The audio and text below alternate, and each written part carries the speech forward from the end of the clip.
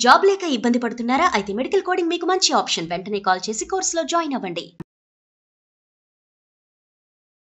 నమస్తే, welcome to Suman TV. ప్రస్తుతం మనతో పాటు ఉన్నారు former deputy director, ministry of defence, 20 years above experience ఉన్నటువంటి యూపీఎస్సీ టీచింగ్లో బాలలత మేడం ఉన్నారు. మేడంతో మాట్లాడదాం. నమస్తే మ్యామ్. నమస్తే అండి. మ్యామ్, ట్రంప్ విన్నింగ్ తర్వాత అక్కడ ఉన్నటువంటి మన ఇండియన్ స్టూడెంట్స్కి చాలా రూమర్స్ అయితే వస్తున్నాయి. స్టూడెంట్ వీసాలో కూడా తగ్గుదల కనిపిస్తుంది. తగ్గింది కూడా 38%. కమింగ్ టు H1B వీసా కానీ, F1 వీసా కానీ, వీటన్నిటి గురించి ఒక్కసారి మా వ్యూవర్స్కి.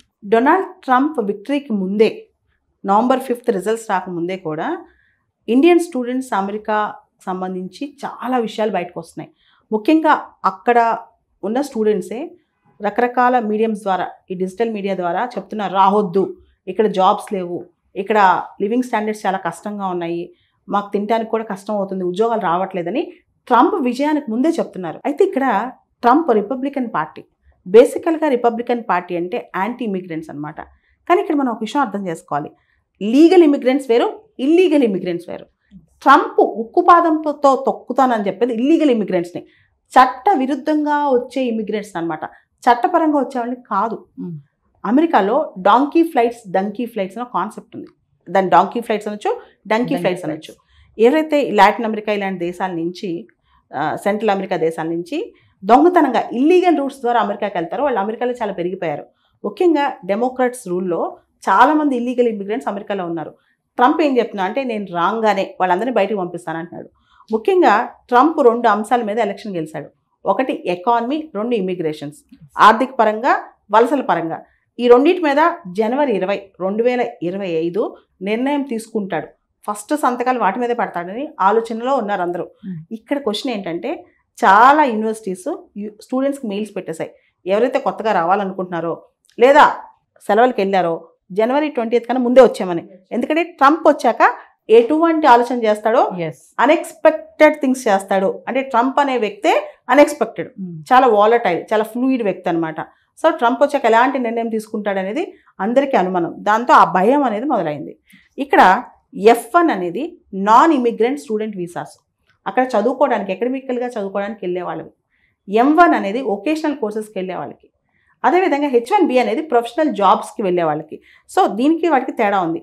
H1B వచ్చినంత మాత్రాన మీకు గ్రీన్ కార్డ్ వచ్చినట్టు కాదు. అయితే ట్రంప్ F1 విషయంలో ఒక హామీ ఇచ్చాడు. ఏంటి అంటే, స్టూడెంట్ వీసాస్తో మీరు వెళ్ళినా, మీరు కనుక కోర్స్ కంప్లీట్ చేస్తే మీకు ఆటోమేటిక్ రూట్లో గ్రీన్ కార్డ్ వచ్చే విధంగా నేను ప్రయత్నం చేస్తానని చెప్పి ఆయన ముందు నుంచే చెప్తున్నాడు. అంటే బేసికల్గా అమెరికాలో ఇండియన్ లాబింగ్ కానీ, అమెరికాలో లెజిస్లేటర్స్లో ఇండియన్ సపోర్టర్స్ కానీ ఉన్నారు. సో ఇమీడియట్గా ఇండియన్ స్టూడెంట్స్కి వచ్చే పెద్ద ఇబ్బంది ఏమీ లేదు. ఏదైతే 38% స్టూడెంట్ వీసాస్ పడిపోయాయో అది జనవరి నుంచి సెప్టెంబర్ వరకు చూస్తే, కరోనా టైంలో మనం చూస్తే కేవలం 6,000 మంది ఇండియన్ స్టూడెంట్స్కి వీసాస్ ఇచ్చారు. తర్వాత స్లోగా 1,00,000 వరకు వచ్చినాయి. సంవత్సరానికి 1,00,000 మంది స్టూడెంట్స్కి. మళ్ళీ ఈ సంవత్సరం అది 64,000కు పడిపోయింది అనమాట. అంటే 38% పడిపోయింది. ట్రంప్ ఒక్కళ్ళే కారణం కాదు, దీనికి అనేక కారణాలు ఉన్నాయి. ఒకటి, రెసెషన్ వస్తుంది, ముఖ్యంగా టెక్ లే ఆఫ్స్ పెరిగిపోతాయి, జాబ్స్ లేవని ఒక భయం. మొదటి భయం ఏంటంటే టెక్ లే ఆఫ్స్. దాంతోపాటు ఇండియన్ స్టూడెంట్స్ అమెరికా మాత్రమే కాదు, ఆస్ట్రేలియా, జర్మనీ ఇలాంటి ఆప్షన్స్ కూడా ఇప్పుడు చూసుకుంటున్నారు. కేవలం అమెరికా అని మాత్రమే కాదు, రకరకాల కంట్రీస్కి వెళ్ళి ఆప్షన్స్ చూసుకుంటున్నారు. మూడవది, అతి ముఖ్యమైనది, ఓవరాల్గా చూసుకుంటే కనుక నెక్స్ట్ ఇయర్ 2025-26 సంవత్సరంలో రెసెషన్ వస్తేనే ఒక డౌట్, ఉద్యోగాలు పోతాయి, ఇక ఉద్యోగాలు రావు అని ఒక అనుమానం. ఇప్పటికి వెళ్ళిన వాళ్ళ ఫ్రెండ్స్ కానీ, బ్రదర్స్ సిస్టర్స్ కానీ వాళ్ళు అక్కడి నుంచి వీళ్ళకి చెప్పుంటారనమాట, రావద్దు, ఇప్పుడు పరిస్థితులు బాగాలేవని. అలా కొంత ఆగిపోవడం కూడా జరుగుతుంది.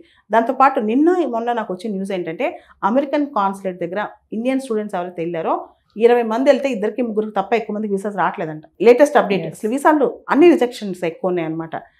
దానికి కొంచెం వాళ్ళు కూడా స్ట్రిక్ట్గా, అమెరికా వీసా అనేది జనరల్గా ఒక ప్రివిలేజ్ అని చెప్పొచ్చు. ఎందుకంటే రిజెక్షన్స్ ఎక్కువ ఉంటాయి, దానికి ప్రాసెస్, దానికి స్లాట్స్ దొరకటం, దానిలో వీసా ఇంటర్వ్యూ కూడా ఒక క్లిష్టమైన పరిస్థితే. ఎవరికి వస్తో, ఎందుకు రాదో ఎవరికి తెలియదు. అండ్ తర్వాత ఇప్పుడు వరకే ఆల్రెడీ వెళ్ళి 15 సంవత్సరాల నుంచి ఉండి సెటిల్ అయిపోయి గ్రీన్ కార్డ్ ఎవరికైతే ఉందో, గ్రీన్ కార్డ్ అంటే సిటిజన్షిప్ కాదు, పర్మనెంట్ రెసిడెన్సీ, ఆ పర్మనెంట్ రెసిడెంట్ స్టేటస్ ఎవరికైతే ఉందో వాళ్ళ లైఫ్ సెక్యూర్, వాళ్ళ జాబ్ సెక్యూర్. ఇంకా చెప్పాలంటే ట్రంప్ గెలవటానికి ఇంతకుముందు వరకు లాస్ట్ ఎలక్షన్స్ వరకు కూడా ఇండియన్స్ ఎక్కువ మంది డెమోక్రాట్ పార్టీ వైపు ఉండేవాళ్ళు. కానీ ఈసారి ఎక్కువ ఓట్స్ అంటే డెమోక్రట్స్ ఉన్నాయి, కానీ ఎక్కువ మంది ఇటువంటి టిల్ట్ అయ్యారు, రిపబ్లికన్స్ కూడా టిల్ట్ అయ్యారు.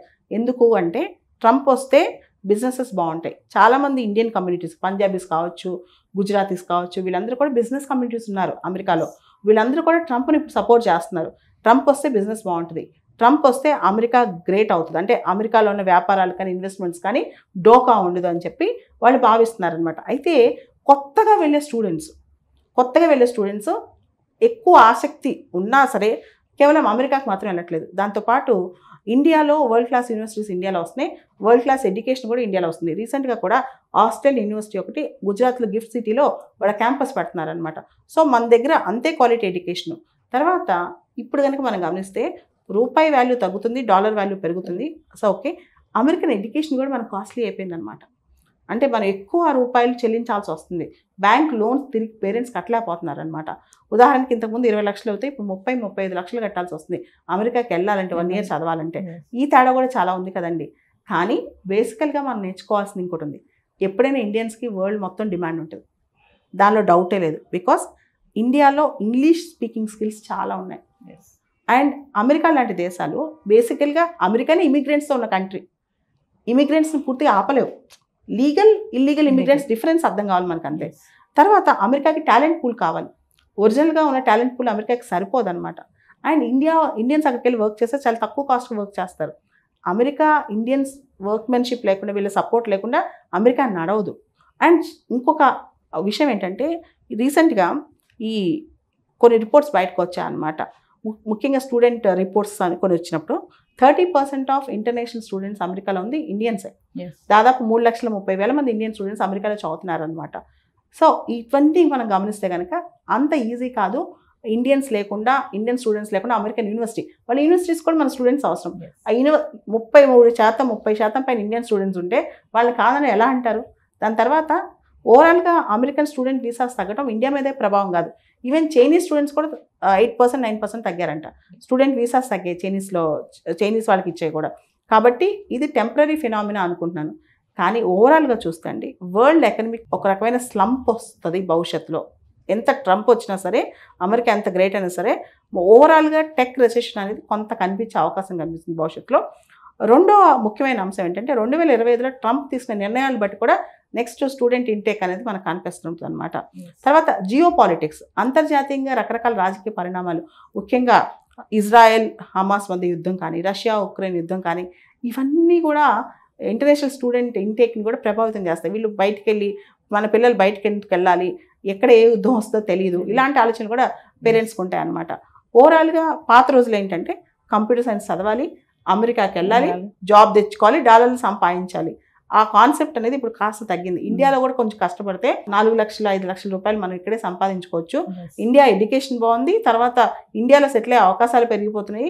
కాబట్టి అందరూ ఎందుకు అమెరికాకి వెళ్ళాలన్న ఆలోచన కూడా ఈ కొత్తగా 2-3 సంవత్సరాల నుంచి, ముఖ్యంగా ఈ సంవత్సరం ఆ విజిబిలిటీ చాలా వస్తుందన్నమాట.